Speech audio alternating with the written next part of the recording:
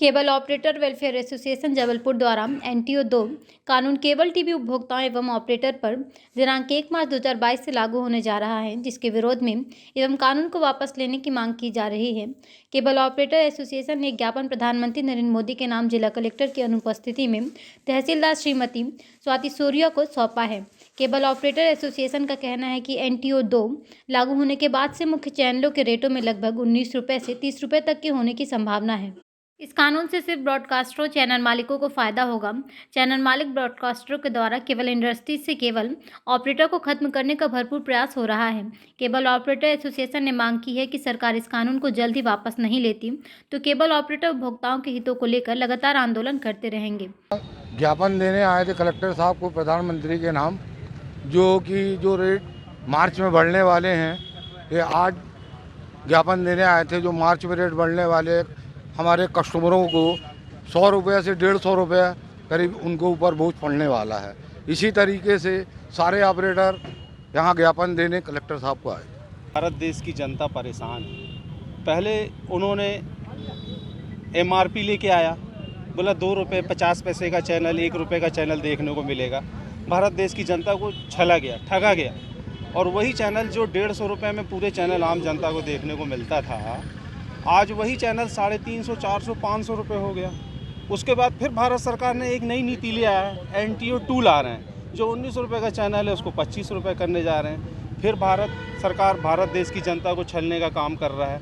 ये केवल ऑपरेटर ही नहीं, पूरे भारत देश की जनता का विषय है, क्योंकि आज वैसी महामारी फैली हुई है पूरे भारत देश में। लोगों की आर्थिक स्थिति कमज़ोर है। कितने ऑपरेटर हैं जबलपुर में? जबलपुर में 350 ऑपरेटर हैं। और सिर्फ जबलपुर की बात नहीं है, ये पूरे भारत देश के केबल ऑपरेटर एकजुट होकर आम जनता तक ये बात भारत सरकार की दोहरी नीति पहुंचाएंगे कि किस तरीके से जनता को ठगा जा रहा है, ये व्यापारीकरण कर रहे हैं। क्योंकि मनोरंजन एक ऐसा सस्ता सुलभ चीज़ है जो घर की महिलाएँ, बुजुर्ग, बच्चे देखते हैं। युवा वर्ग तो मोबाइल से दिन भर खेलते रहते हैं, लेकिन महिलाएं जो रहती हैं उनका एकमात्र साधन मनोरंजन है। और उसको भारत सरकार इस तरीके से व्यापारीकरण कर रही है, जनता को लूटने का काम कर रही है।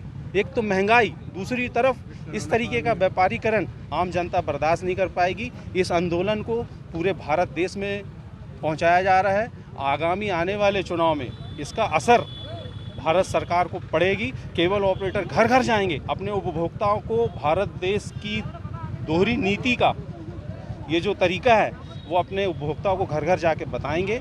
और जिस तरीके से ये लूट खसोट मचा है, उद्योगपतियों को ये बढ़ावा दे रहे हैं, बेरोजगार लोगों को बेरोजगार कर रहे हैं। मतलब पढ़े लिखे केबल ऑपरेटर जो रोजगार चला रहे थे, उनके साथ परिवार जुड़े हैं, उनको बेरोजगार करने की साजिश कर रहे हैं। एक तरफ बेरोजगार कर रहे हैं, दूसरे तरफ प्राइवेटीकरण कर रहे हैं। सरकार का बस नहीं चलता। अगर सरकार का बस चले तो वो नमक में भी एक वो लगा दे। नमक एक बहुत ज़रूरी चीज़ है, हर घर घर में नमक लगता है, लेकिन नमक को भी ये लोग 1000-1200 रुपये किलो कर दे, क्योंकि उनको तो व्यापार करना है, जनता को लूटना है।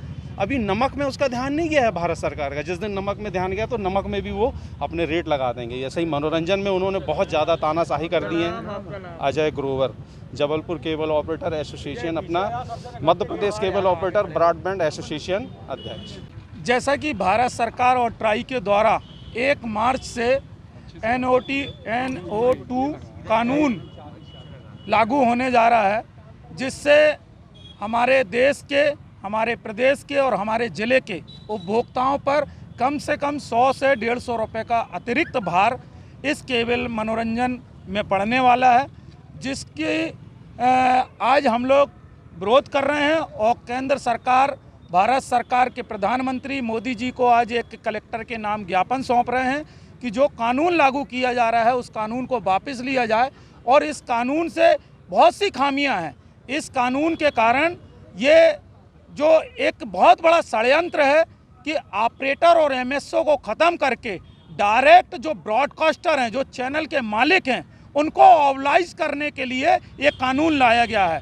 और इससे होना ये है कि OTT प्लेटफॉर्म के माध्यम से ब्रॉडकास्टर उपभोक्ताओं को चैनल देगा और ऑपरेटर जब इससे बाहर हो जाएंगे, इससे जब रेट से बाहर हो जाएंगे, और वो जो चैनल हम आज 300 रुपये में सारे चैनल दिखा पा रहे हैं, वो जब इस कानून को लागू होने से 500 और 600 रुपये का जब रेट पहुंचेगा, तो स्वाभाविक है कि जो जियो और इंटरनेशनल कंपनियां और ब्रॉडकास्टर इसकी ओर आगे बढ़ रहे हैं, वो अपने मंसूबों में सफल होंगे।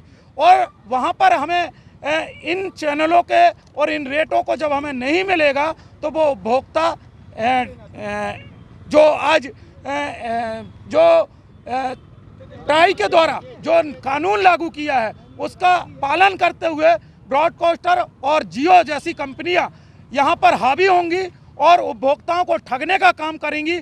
और साथ ही एमएसओ और ऑपरेटरों का व्यापार खतरे में है इस कानून के लागू होने से, और जिससे एक ऑपरेटर के यहाँ पर उसके कर्मचारी और उससे जुड़े हुए लोग, ऐसे पूरे परिवार इससे चल रहा है। एमएसओ की जो कंट्रोल रूम चल रहा है, एमएसओ कंट्रोल रूम चला रहे, कम से कम उनके यहाँ 20 से 25 कर्मचारी काम कर रहे हैं। जो कानून लागू हो रहा है, ये ब्रॉडकास्टरों के संरक्षण में हो रहा है, और ये चाहते हैं कि ये कानून लागू हो जाए और ब्रॉडकास्टर डायरेक्ट ओटीपी प्लेटफॉर्म पर ये चैनल दे, जिससे कम से कम लाखों और हजारों लोग इससे इस व्यापार से वंचित होंगे, बेरोजगार होंगे। और इसी के विरोध में आज समस्त केबल ऑपरेटर जबलपुर का विरोध करने आया है, और आज हम कलेक्टर के नाम ज्ञापन सौंप रहे हैं कि ये कानून वापस लिया जाए, क्योंकि इसमें भारत सरकार की नीयत साफ नहीं है। केबल ऑपरेटरों का व्यापार खतरे में है, साथ ही उनका परिवार इस व्यापार से जो पल रहा है, उनके लिए भी ये खतरा साबित हो रहा है। जबलपुर से आशीष वात्री की रिपोर्ट।